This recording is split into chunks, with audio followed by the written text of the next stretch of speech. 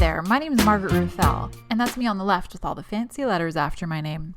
Right now, there's only 3 things that you need to know about me. 1, I don't keep my hair color for more than 6 months. 2, I'm a giant nerd when it comes to science and technology. And 3, I certainly am a pretty cool cat. At least that's what my mom tells me. So today we're going to stop messing around and get straight down to business. There are 5 things that you're doing right now that are increasing your anxiety levels, and you may not even know it. Some of these things may be obvious, but it's the sneaky ones that you got to worry about. I'm also going to review the dangers of receiving health advice from the so-called gurus out there. And next time, I'm actually going to show you how to sift through those experts and get some solid advice from the ones that are most qualified to be dispensing it. But more on that later. Before we start today, I just want to let you know I'll not be talking about exercise. It's all food. So let's do this. 5 things that are increasing your anxiety. Now, thing 1 is caffeine. It probably isn't a big surprise to a lot of you that caffeine is a stimulant to your central nervous system. This means that caffeine can actually mimic the symptoms of anxiety from a chemical standpoint, including increased heart rate, increased blood pressure, irritability, and confusion. The 5-hour half-life of caffeine means that if you drink a caffeinated beverage that contains 200 milligrams of caffeine at about 3 p.m. to get you out of that 3 p.m. slump, you will have 100 milligrams circulating in your system at 8 p.m. and 50 milligrams still circulating in your system at 1 a.m. No wonder you have trouble sleeping. Now, 200 milligrams is high for coffee, but some energy drinks contain upwards of 500 milligrams per serving. So try to stay below the 200 milligram per day limit. That's about a cup and a half of coffee. And try to consume it before 1 p.m. If you need an afternoon kick, reach for some green tea instead and reap the benefits of antioxidants and metabolism-boosting phytonutrients. Moving on, thing 2. What else may be increasing your anxiety? You guessed it, it's alcohol.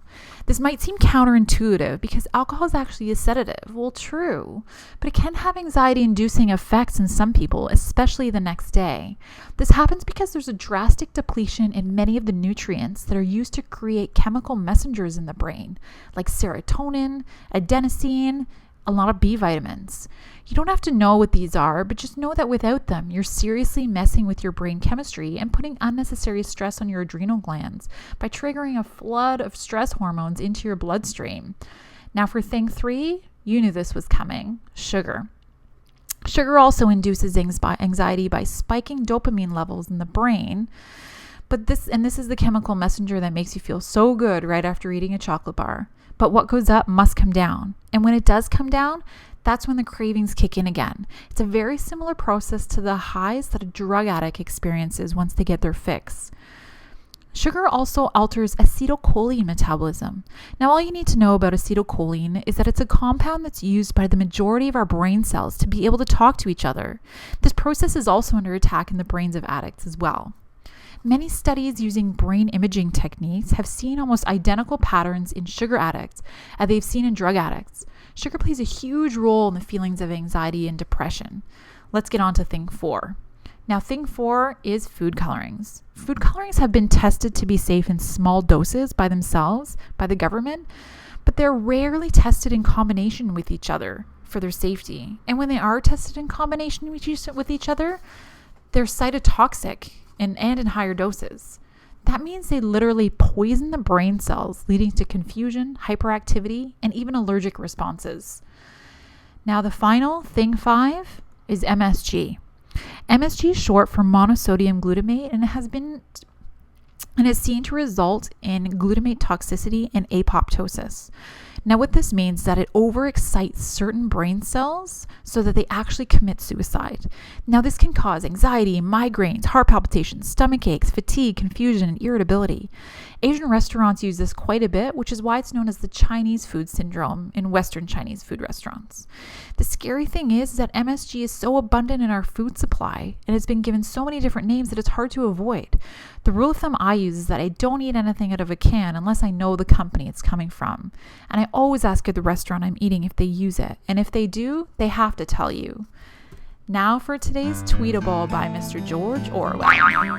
We may find in the long run that tin food is a deadlier weapon than the machine gun. If you do want to tweet this, just hit the tweet this button below or copy the quote from the description. Now, George Orwell said this over 80 years ago when barely anything was canned or preserved. A bit creepy, right?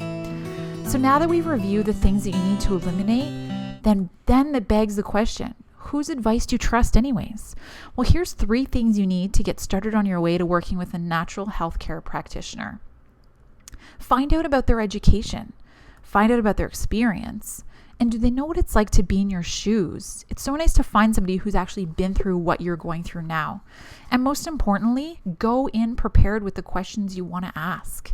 This is such a hot topic. I'm going to be going more in depth next week. So let me tell you how to choose a natural healthcare practitioner.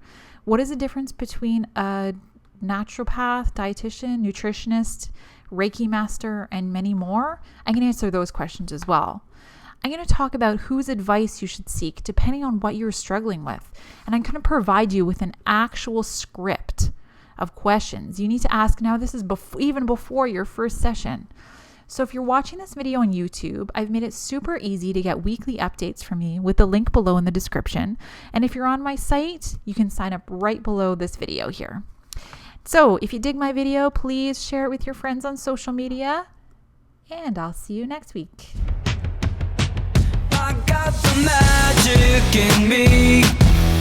Every time I touch that track, it turns into